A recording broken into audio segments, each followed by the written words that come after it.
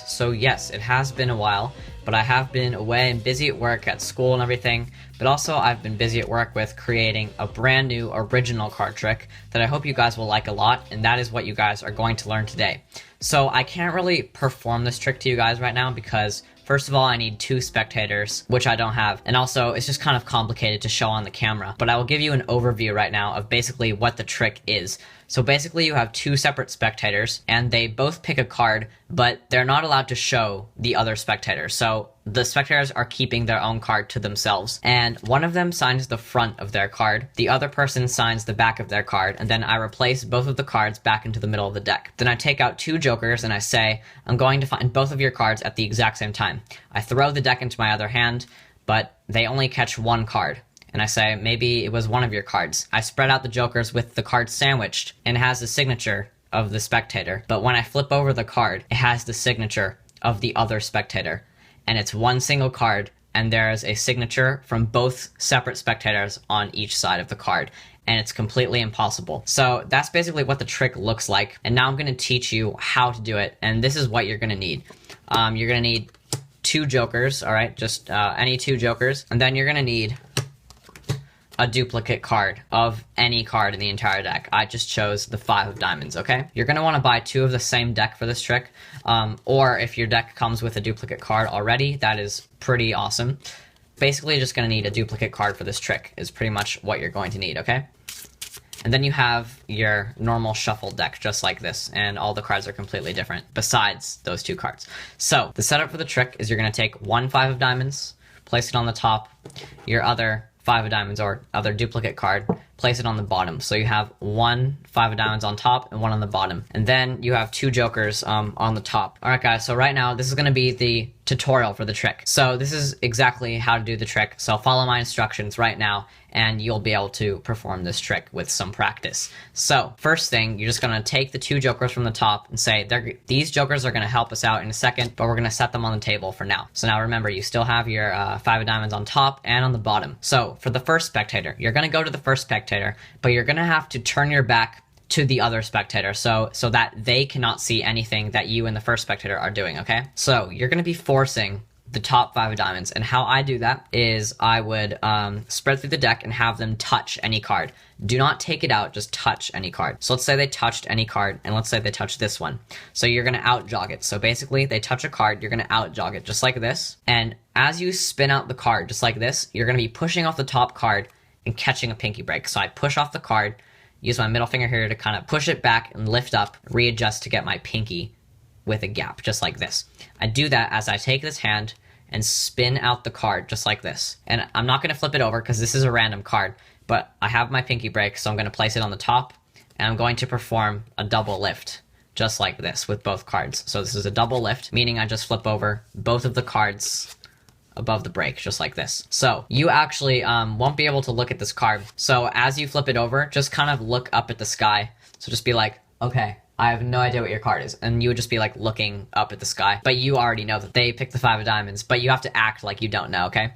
And then basically, you would have the spectator sign the face of the card. But since I don't want to ruin my cards right now, I have some blue tape that has some numbers on it. So that says 1 for spectator number 1. So when they sign the card, you still have a pinky break, by the way. You're going to be holding this pinky break the entire time under 2 cards, okay? And once they've signed the face of the card, you're going to flip the double back over, okay? You're going to flip over the double, and you're going to take the top card and ask them to hold their hand out. Now, this is a random card, okay? You're going to place this card in their hand, ask them to take their other hand, place it on top, and hold that until you tell them to stop, okay? And they don't know this is a random card yet unless they look, but tell them, just tell them to hold their hand on the card for the whole time. So they're holding onto this card, let's just say they're holding onto it. So now you have a 5 of diamonds signed on the face, okay? Just like this. You're gonna wanna get the 5 of diamonds second to last, okay? Second to last from the bottom. And how I do that is I get a little pinky break under the bottom card. I just kind of pull down on the bottom card and get a pinky break, okay? Then I'm just gonna kind of lift up every single card except for the bottom card, which is the 5 of diamonds. I'm just gonna lift up the deck besides the card, and I'm just gonna slip cut the top card, which is the signed 5 of diamonds. Then I'm just gonna swing cut cards on top of the deck, just like this, because these are all random and can be completely shuffled. You just wanted to get that signed 5 of diamonds on the bottom. So now you're going to turn to your second spectator, and the first spectator is now just going to be holding this card, and they're not going to be able to see what you're doing at this moment. So now you're going to do a Hindu force, and what that is, you're going to hold the cards just like this, your thumb on this side, and your fingers just like this on the other side. You're going to take your hand here, and from the top, you're just going to be kind of taking cards off and then dropping them into your hand, just like this. And basically, you're going to do this until the spectator says stop. And you're just going to do it in little amounts, just like this. And when they say stop, you're going to tap the cards together, and the pile with your right hand, you're going to flip over. And it kind of looks like it was a free choice, but it's actually just the bottom card. So let me do that again. You're going to do a Hindu force. So whenever they say stop, stop, tap, show the card, and it's going to be the 5 of diamonds. Now, move this half back to the bottom, okay, just like this. And you're going to flip over the deck, and you're going to riffle up from the back until you get 2 cards, because you want to get a break under that other 5 of diamonds, okay? So once you have that break, you're actually just going to you're going to look like you're just grabbing the card, but you just grab the other 5 of diamonds with it. So you grab 2 cards, just flip over the deck with one hand. You're going to take the double now and flip over the double on the top and ask the spectator to sign the back. And I have more tape here, so this says number 2, so it's the second spectator, all right? And once they've done that, you're going to give them this card to hold on to in their hand the exact same way that the first spectator did. Now, this card already has both signatures on it. The reason why you needed the duplicate 5 of diamonds was because the first spectator already signed the face of the card, so you wouldn't be able to show the 5 of diamonds without the signature. So you're going to need a duplicate 5 of diamonds, which has nothing on it, to show that it's like a clean card. And then you'll switch it out, just like I showed you how to do right there. So spectator number 2 is holding onto this with their hand.